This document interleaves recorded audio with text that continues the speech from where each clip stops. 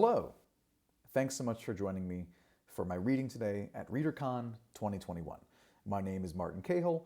I am a writer. I live in Manhattan, and I also work for Erewhon Books, a brand new independent publisher of science fiction, fantasy, and everything in between, as their publicity and marketing director. And when I'm not doing that, I'm writing. Today I'm wearing Astoria Bookshop. Be well and be well read. We want to love and support our independent bookstores. I'm also wearing and representing Jellyfish, if that's amusing to you. So thank you for joining me for my reading today. I really appreciate it. I hope you're all having a wonderful convention. And today I'm going to read for you from a new piece I've been working on, sort of a work in progress toward the later and third, fourth draft that I'm very proud of and working on. So hopefully we can land it somewhere. It is a piece called Audition for the Fox. It is a story of trickster gods, time travel, and a young woman trying to figure out where she fits into those very two interesting things. So I will begin. Thank you so much again for joining. And before I forget, you can find me online at McFlyCahill90 on Twitter, Instagram, all the fun stuff. So this is Audition for the Fox. When Nezzy went to audition for the Fox, she knew to be sly, for Sidane was a trickster, and any slip before them would certainly result in eye teeth meeting eye. She'd expected riddles, a test of wills, a staring contest, with clear but unspoken cheating involved on both sides. What she hadn't expected after their opening conversation was for the Fox of Tricks to say, "I think I'm going to send you back in time. See what happens," with a mild little shrug of their orange cream shoulder. Was Nezzy truly back in time? Who could say? This was the god of trickery, after all. Their whole thing was making a fool of others. Had Nezzy regained consciousness a good 300 years before she'd had breakfast that morning? There was no way of knowing. Oh, sure, it felt real. Most tricks felt real when you played them or had them played on you. You can't fake what you feel. And so the terror that jolted in her heart at waking up, bound in chains, marching with hundreds of others through a field of yellowing grass, the clouds above washed in gray and thunder well. That felt real. The bark of dogs, the cry of prisoners around her, the flinty gaze of soldiers watching them enter some hulking wooden fortress. Real, all too real. But they were a god, seemingly benevolent. Right? They wouldn't just send a 17-year-old girl back in time, and certainly not during the Xemenis occupation. They wouldn't do that, would they? A trick, then, surely. Nezzy tested the theory, shouting at the top of her lungs as they entered the mouth of the fortress, guard towers like teeth on all sides, milling with Zemen luckbenders and gray-plated wolfhound soldiers. With as much bluster as she could summon, she said, okay, I see now. Thank you truly. Thank you for this chance to witness your power, O great Sidane. I get it. I'll come back now. Thank you." The other prisoners tried to silence her. "Do not invoke the pillars," several of them shouted to her, while others practically threw themselves like a shield in front of the wolfhounds, now wading toward her with cries of, "Blessed be the pillars of heaven, may they remain unbroken." Well, neither group made much of a difference. Those shushing her were just as brutally displaced as fast as the ones shielding her. Until she stood alone, hands shackled in front of her, legs bound in irons, face to face with a man twice her size in heavy gray armor, a fearsome glaive in one hand, the other reaching for her throat. As he cut off her air, the sharp pain of dying in her lungs, Nezzy realized this was no trick. And if it was, she wasn't laughing. When she came to, she was in an empty jail cell. Her only light, the lambent glow of two eyes gleaming at her from a shadowed corner. A little bark of laughter wound its way through the dark. Nezzy's throat hurt.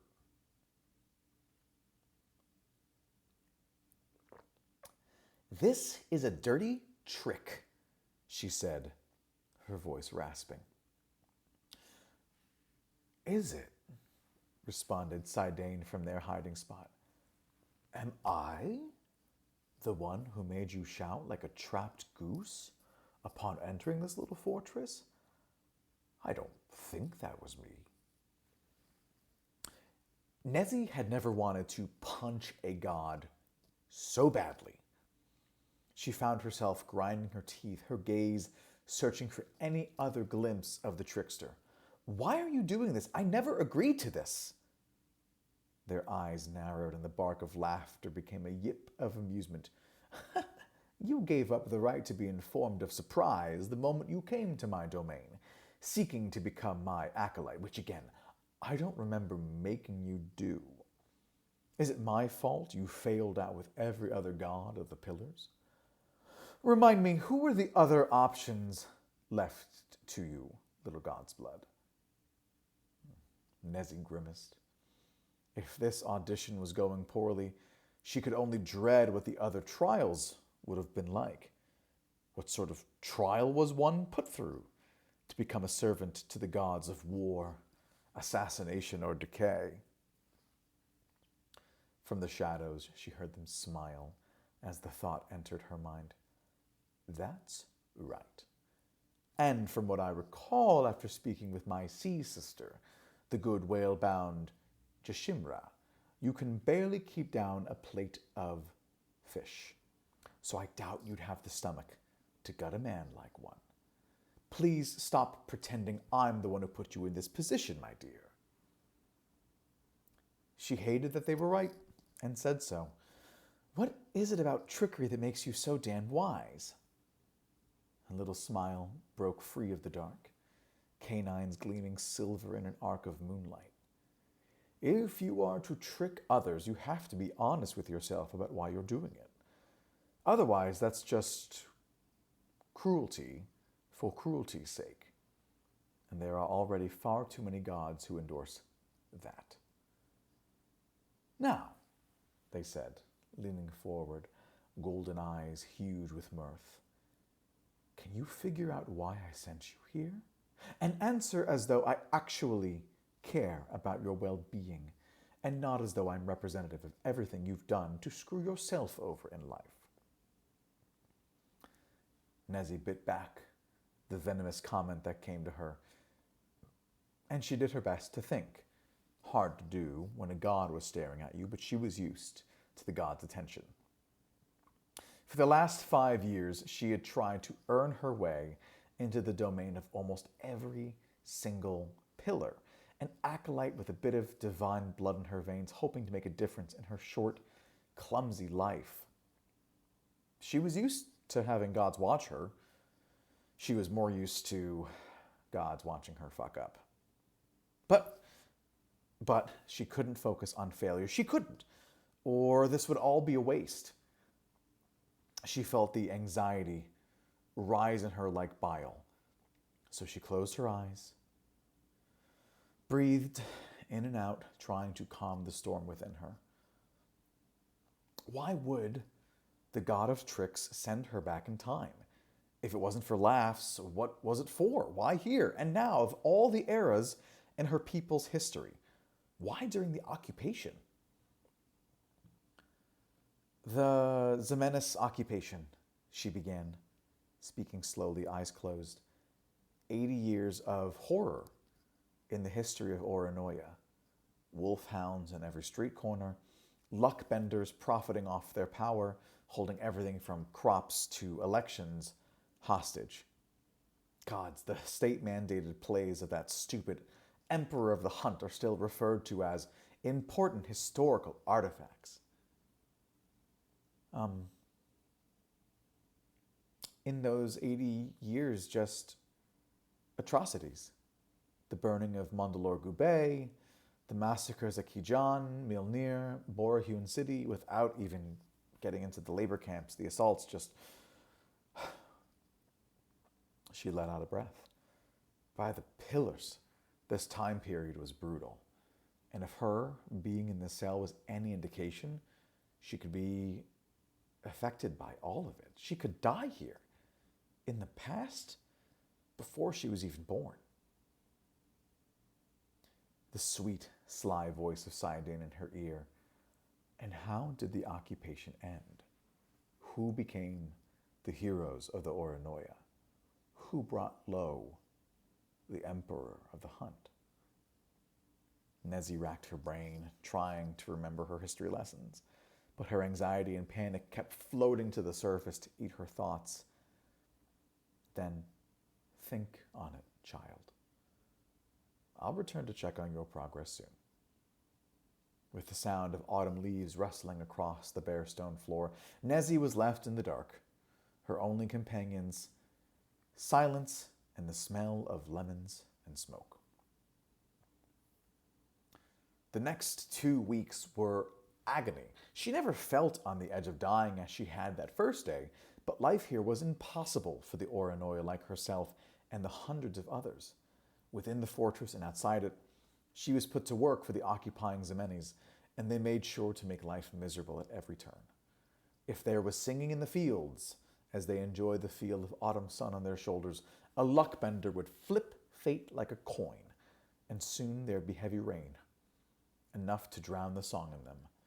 If there was easy camaraderie on the laundry line, as gossip was traded like currency, and kids played throwing suds at one another, all it would take was a wolfhound to come through and rip down a line, smearing mud into their work and their joy.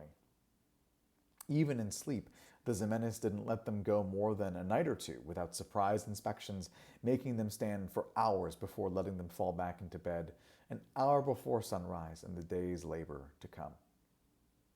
The whole time, Nezzy kept her head down, hair tied back, and worked in silence. To do otherwise invited the attention of the wolfhounds, many of whom wore the same heavy gray armor as that soldier on the first day who had sent her to unconsciousness. While they never touched her, they'd call to her across the yard, make lewd comments, or otherwise stand too close, towering over her, and though they all shared the same dour expression, the same curt mannerisms, their eyes were always bright with amusement. No, not amusement, power, which they were drunk on like the thickest winter ale. And why wouldn't they be? They had the finest army in the world, the strongest navy on any of the 5 fragile seas, an emperor whose edict was first and foremost seen as word of the lone god of the hunt, the only pillar to leave the divine family and cross into the wildwood. And so, with a singular god on their side and an emperor who had bristled for too long at the progress Orinoya had brought into the world, why wouldn't the wolfhounds enjoy the taste of blood on their muzzle for once? It was base, nonsensical, cruel, which was the point. Subjugation, she knew from her history books, would always try to be explained away by those in power as something done for reasons that made sense in their twisted minds. But excuses always come quick to the tyrant's tongue. At least be honest with yourself, she found herself thinking one night, scrubbing the wooden floor of an officer's barrack. Just admit you like being in charge and find some scrap of happiness in seeing those you hate on their knees. Not that anyone would. Often officers said things like, "This is for your own damn good," or "Where would you be without us? Soft and useless, sitting in theaters and bookstores and coffee shops, wasting your days." As though they found it insulting to exercise the mind, or that the Orinoya were degenerates for not being more warlike. Worse was that Nezzy saw how it affected these people, her people. She had to remember. Yes, she hadn't been born yet, but these were still her people. Same dark hair, brown skin, amber eyes, same sense of humor, if a little old school, same cut of clothing, if a little archaic. But these Oronoya lacked the iron in their spine that Nezi knew. Coming out of the occupation, the Oronoya had stepped up to the global stage with fire in their gut, their back straight, their gaze steady. They'd been through all 6 layers of hell and wouldn't let it happen again. They'd been bitten by the wolfhounds enough to know you couldn't trust a beast, not without successful training. But here, 300 years before her time, still years before the occupation was ousted, Nezi watched in horror as person after person succumbed, bowed their head, begged forgiveness for being a lazy Oronoyan, for not being stronger, better, and it broke her heart. Which is why, 2 weeks after arriving, she sang a song. She didn't know any song from this time period, not by heart. So she sang one from her day and age. And if it fucked up the time-space continuum, well, that was Saidane's fault. They were a god known for having a little fun at the expense of tyrants. Why couldn't Nezi partake too? It was the rhythm of the shovels, she realized later, stewing in solitary confinement, alone, cold, and in pain. It was the 1-2 pause, 1-2 throw of shovels digging into clay and tossing it behind them. Workers striking the earth with an orchestral band's precision. It reminded her of a song she'd heard long ago and so far from here. She started singing it under her breath without realizing. How do you kill a wolfhound? Let me count the ways. Burn with flame, pierce with steel, toss them in the bay. Oh, toss, oh, toss. Oh, toss them in the bay. Will they sink or will they swim? That's not for us to say. Our only job when it comes to hounds is to stop their beating hearts. How to do it, you may ask? Let me count the ways. An interesting moment of chicken and egg, she realized as she sang, and others around caught on, passing the words to each other like sweets smuggled into a classroom. Did she just invent this song in this time period, or did she plant the seed for it to be invented later, for her to learn as a child? Saidane would later explain the hilarious ins and outs of something they called a bootstrap paradox, and then titter in their carefree canine way about how delicious they were, like cold flame and shadowed starlight, scrumptious in the ways that only impossibilities could be. But before their second conversation, before they spoke of impossible flavors and the power of song and who exactly gave Nezi that bruise around her eye, there was consequence. One didn't sing of killing wolfhounds in front of such beasts without a reaction. And what a reaction it was. The song was commonplace in her time, and for good reason. The wolfhounds had been defeated for ages, Oronoya a global power in its own right, and quick to remind the world of what happened to tyrants. Even the Ximenes of her day and age understood it for what it was, a warning of what happened to the wolves of the wood that hungered, with no regard for the world they lived in. But the gray-plated wolfhounds watching the shovel line, who heard the faint cadence of singing, who began to catch the words like flies from the air, had never heard a song in which they were mocked, threatened, and made to feel small.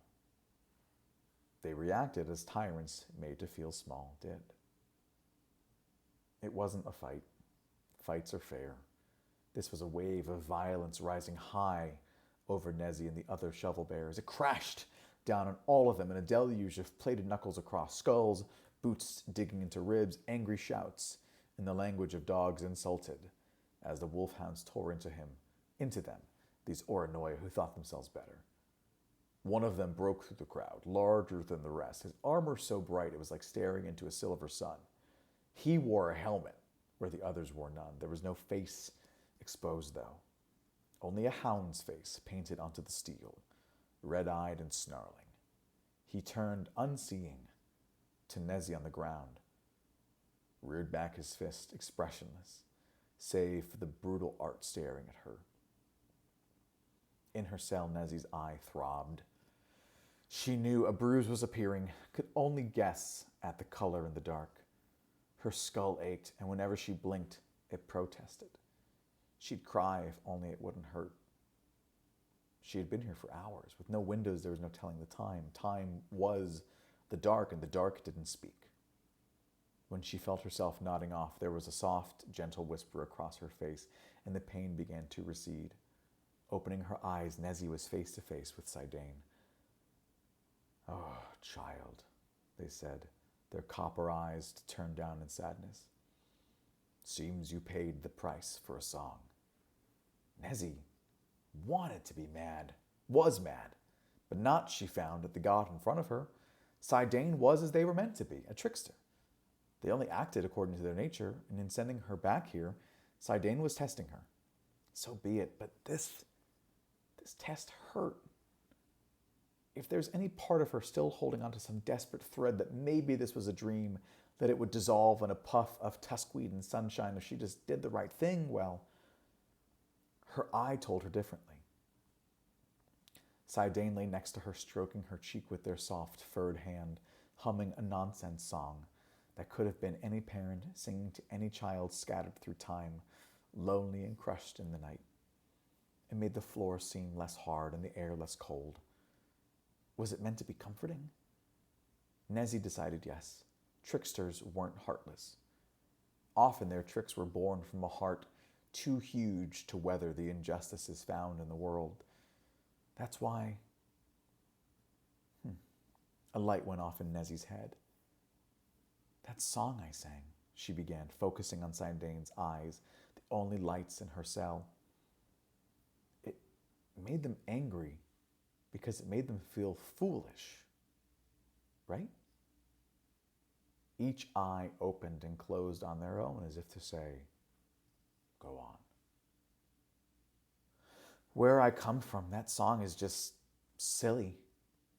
Childhood rhyme, left over to distract kids when they're being cranky, or something to sing when you're on the way to the store. Not even the Zemenis are offended, because to all of us, it was so long ago. But here, now, that song means something. It made them angry." "And why did it make them angry?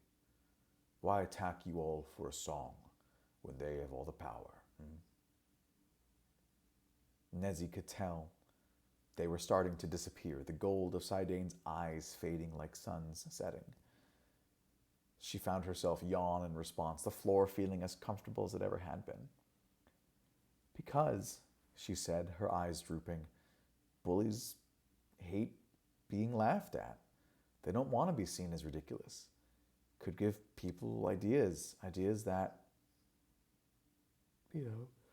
could be bad for them." The right eye faded and then left. Nezzy's bruised eye had stopped hurting, and as she began to sleep, only Saidane's voice remained in the stillness of the night. "You're getting close, little kit. Keep singing." And that is where I'm going to stop for now. We've got just under a minute left. I'd like to thank the folks running ReaderCon. Thank you for inviting me to do this wonderful reading for you all. ReaderCon's always wonderful. I love going every year, and I'm so glad we were able to figure out a way to do it now in the times that we are currently living through. I hope the rest of you enjoy your digital convention. I hope you've had a wonderful time. Keep reading, keep writing, support your indie bookstores, keep hanging in there. Wishing you all a wonderful rest of your summer and the fall to come. And I will leave it here. I'm Martin Cahill. You can find me online at McFlyCahill90. And thank you so much. Hope to see you around.